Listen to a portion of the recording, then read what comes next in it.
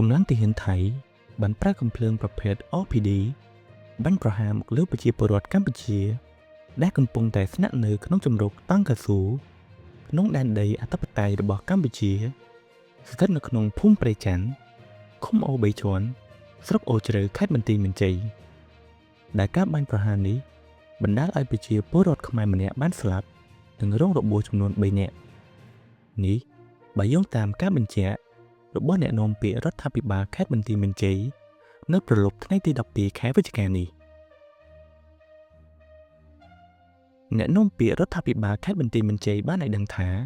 នៅថ្ងៃទី12ខែវិច្ឆិកាឆ្នាំ2025នៅវេលាម៉ោង 3:50 នាទីកម្លាំងទាហានថៃបានប្រើកាំភ្លើង OPD បាញ់ប្រហារមកលើប្រជាពលរដ្ឋកម្ពុជាដែលកំពុងតែស្នាក់នៅក្នុងជម្រកតង់កាស៊ូក្នុងដែនដីអធិបតេយ្យនៃព្រះរាជាណាចក្រកម្ពុជាស្ថិតក្នុងភូមិព្រៃច័ន្ទ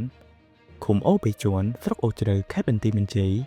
ដែលបណ្ដាលឲ្យប្រជាពលរដ្ឋខ្មែរម្នាក់បានស្លាប់និងរបួសចំនួន3នាក់អ្នកនាំពាក្យប្រកាសថ្កោលទោសយ៉ាងដាច់អហង្ការចំពោះទង្វើអមនុស្សធម៌ដ៏ឃោរឃៅនេះហើយនេះបង្ហាញយ៉ាងច្បាស់កាលដែលភាគីថៃបានរំលោភលើសេចក្តីថ្លែងការណ៍រួមស្តីពីកិច្ចព្រមព្រៀងសន្តិភាពរវាងកម្ពុជានិងថៃដែលភាគីទាំងពីរបានចុះហត្ថលេខាកាលពីថ្ងៃទី26ខែតុលាឆ្នាំ2025ដែលបានចុះហត្ថលេខាដោយនាយករដ្ឋមន្ត្រីនៃព្រះរាជាណាចក្រកម្ពុជានិងនាយករដ្ឋមន្ត្រីថៃក្រោមសាក្សីរបស់លោកដូណាល់ត្រាំប្រធានាធិបតីសហរដ្ឋអាមេរិក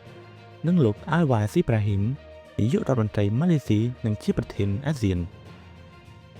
អ្នកនាំពាក្យរដ្ឋបាលខេត្តបន្ទាយមានជ័យប្រកាន់ជំហរគោរពទៅតាមអ្វីដែលជាការព្រមព្រៀងរវាងប្រទេសទាំងពីរដោយរក្សាស្ថានភាពដដែលរហូតដល់ការងារខណ្ឌសីមាព្រំដែនគោលត្រូវបានបញ្ចប់ក្នុងន័យនេះដើម្បីបន្ធូរបន្ថយភាពតានតឹងនិងរងចាំដំណោះស្រាយរបស់គណៈកម្មការចម្រុះព្រំដែន JBC អ្នកនាំពាក្យក្រសួងការពារជាតិកម្ពុជាលោកស្រីឧត្តមសេនីយ៍ឯកម៉ាលីសុជីតាបានបញ្ជាក់ថាស្ថានភាពនៅតាមបន្ទាត់ព្រំដែនកម្ពុជាថៃនៅវេលាម៉ោងប្រមាណនឹង 3:50 នាទីថ្ងៃពុធទី12ខែវិច្ឆិកានេះយោធាថៃបានបើកការបាញ់ប្រហារមកលើប្រជាពលរដ្ឋកម្ពុជានៅក្នុងភូមិព្រៃច័ន្ទឃុំអូ3ជាន់ស្រុកអូជ្រៅខេត្តបន្ទាយមានជ័យបង្កការរបួសដល់ជនស៊ីវិលចំនួន5រូបការបើកការវាយប្រហារនេះធ្វើឡើងបន្ទាប់ពីយោធាថៃបានធ្វើសកម្មភាពបង្កហេតុជាច្រើនរាប់មិនអស់ច្រើនថ្ងៃមកហើយក្នុងចេតនាញុះញង់ដើម្បីនាំដល់ការប៉ះទង្គិចគ្នាជុំវិញការបាញ់ប្រហារយ៉ាងឃោរឃៅលើជនស៊ីវិលស្រុតត្រង់កម្ពុជាបណ្ដាលឲ្យស្លាប់និងរបួសខាងលើកម្ពុជាបានអំពាវនាវឲ្យសហគមន៍អន្តរជាតិថ្កោលទោសយ៉ាងម៉ឺងម៉ាត់ចំពោះការរំលោភបំពានសេចក្តីថ្លែងការណ៍រួមស្តីពីកិច្ចព្រមព្រៀងសន្តិភាពរវាងកម្ពុជានិងថៃនិងសកម្មភាពខុសច្បាប់របស់ថៃម្ដងហើយម្ដងទៀតនេះដោយទាមទារឲ្យថៃទទួលខុសត្រូវទាំងស្រុងចំពោះការរំលោភបំពានដ៏កម្រោលនេះក្នុងនោះកម្ពុជាអំពាវនាវឲ្យថៃ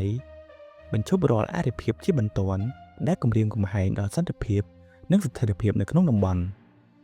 ទន្ទឹមនឹងនេះកម្ពុជាអំពាវនាវឲ្យភាគីថៃងាកមកគោរពកិច្ចព្រមព្រៀងបទឈប់បាញ់សេចក្តីថ្លែងការណ៍រួមស្តីពីកិច្ចព្រមព្រៀងសន្តិភាពនិងកាតព្វកិច្ចទាំងឡាយនៅក្រោមច្បាប់អន្តរជាតិឲ្យបានម៉ឺងម៉ាត់ស្មោះត្រង់និងដោយសុឆន្ទៈពិតប្រាកដកម្ពុជាប្រកាន់ភ្ជាប់នូវការដោះស្រាយជម្លោះដោយសន្តិវិធីស្របតាមច្បាប់អន្តរជាតិដូចជាសន្ធិសញ្ញាអនុសញ្ញានិងកិច្ចព្រមព្រៀងដែលមានស្រាប់